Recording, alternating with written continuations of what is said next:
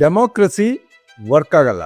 ಜನರು emotionally connect ಆಗಿ vote ಹಾಕ್ತಾರೆ, ಆದ್ರೆ ತಮ್ಮ ಬುದ್ಧಿವಂತಿಕೆಯನ್ನು ಉಪಯೋಗಿಸಿ ಅವ್ರ ಬುದ್ಧಿವಂತಿಕೆ ನೋಡಿ ವೋಟ್ ಹಾಕಲ್ಲ. ನೀವೇ ನೋಡಿರ್ತೀರಾ, ಜಾತಿ ಧರ್ಮದ ಮೇಲೆ ರೈಟು ಲೆಫ್ಟು ಅಂತ ಡಿವೈಡ್ ಆಗಿರ್ತಾರೆ.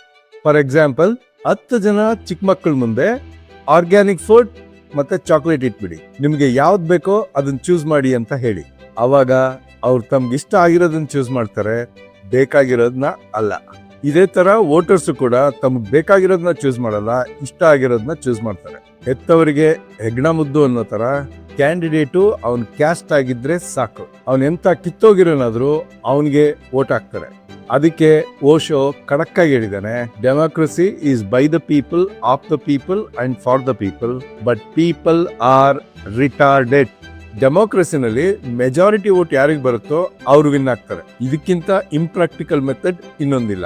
ಯಾರು ದೇಶನ ಆಳ್ಬೇಕು ಅಂತ ಚೂಸ್ ಮಾಡೋನ್ಗೆ economics, policy analysis, political science ಮತ್ತು ಇನ್ನೂ ಇಂಪಾರ್ಟೆಂಟ್ ವಿಷಯಗಳು ಗೊತ್ತಿರಬೇಕು. ಇವೆಲ್ಲ ಟೋಟಲ್ ಪಾಪ್ಯುಲೇಷನ್ ಅಲ್ಲಿ ಕೇವಲ 10% ಜನರಿಗೆ ಗೊತ್ತಿರುತ್ತೆ.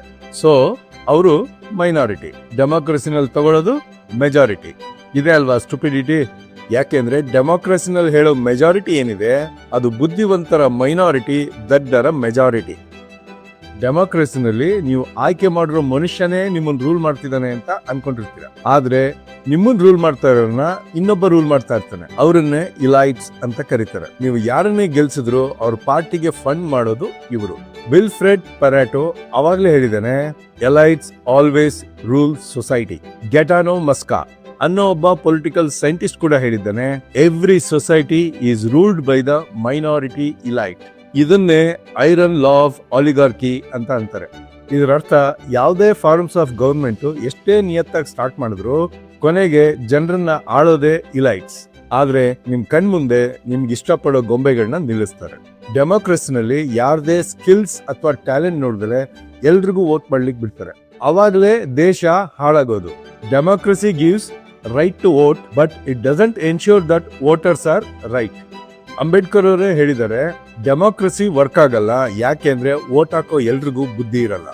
ಎಲ್ಲರಿಗೂ ವೋಟ್ ಮಾಡ್ಲಿಕ್ಕೆ ಬಿಡಬಾರ್ದು, ಬುದ್ಧಿವಂತರಿಗೆ ಮತ್ತೆ ಸ್ಕಿಲ್ಸ್ ಇರೋರಿಗೆ ಮಾತ್ರ ವೋಟ್ ಆಗ್ಲಿಕ್ಕೆ ಬಿಡ್ಬೇಕು ಅಂತ. ಆದ್ರೆ ಈ ಸೊಲ್ಯೂಷನ್ ಇಂದ ಇನ್ನೊಂದು ಪ್ರಾಬ್ಲಮ್ ಬರುತ್ತೆ. ಆ ವೋಟ್ ಮಾಡೋ ಬುದ್ಧಿವಂತರು ಯಾರು ಅಂತ ಮತ್ತೆ ವೋಟ್ ಮಾಡ್ಬೇಕಾಗತ್ತೆ. ಅವಾಗ ಎಲ್ಲರೂ ನಾನ್ ಬುದ್ಧಿವಂತ ಅಂತ ಬರ್ತಾರೆ. ಹಂಗಾದ್ರೆ ಇನ್ಯಾವ್ದು ವರ್ಕ್ ಆಗುತ್ತೆ ಅಂದ್ರೆ ಬೇರೆ ಇನ್ಯಾವುದು ವರ್ಕ್ ಆಗಲ್ಲ. ಎಲ್ಲಾ ಪ್ರಾಬ್ಲಮ್ಗೂ ಸೊಲ್ಯೂಷನ್ ಕೊಡ್ಲೇಬೇಕು ಅಂತ ಏನಿಲ್ಲ. ಫಸ್ಟ್ ಆಫ್ ಆಲ್ ಅದು ಪ್ರಾಬ್ಲಮ್ ಅಲ್ಲ, ಟ್ರೂತ್. ಹೆಂಗೆ ಅಂದ್ರೆ ಎಲ್ಲಾ ಮನುಷ್ಯರು ಒಂದಿನ ಸಾಯ್ತಾರೆ, ಇದು ಸತ್ಯ. ಆದ್ರೆ ಇದನ್ನ ಪ್ರಾಬ್ಲಮ್ ಅಂತ ಎಷ್ಟೋ ಜನ ಅನ್ಕೋತಾರೆ. ಸೊ ಸಾಯ್ದೇ ಇರೋದಕ್ಕೆ ಏನಾದ್ರು ಸೊಲ್ಯೂಷನ್ ಇದೆಯಾ? ಇಲ್ಲ. ಇಟ್ ಈಸ್ ದ ಟ್ರೂತ್ ಅಷ್ಟೇ.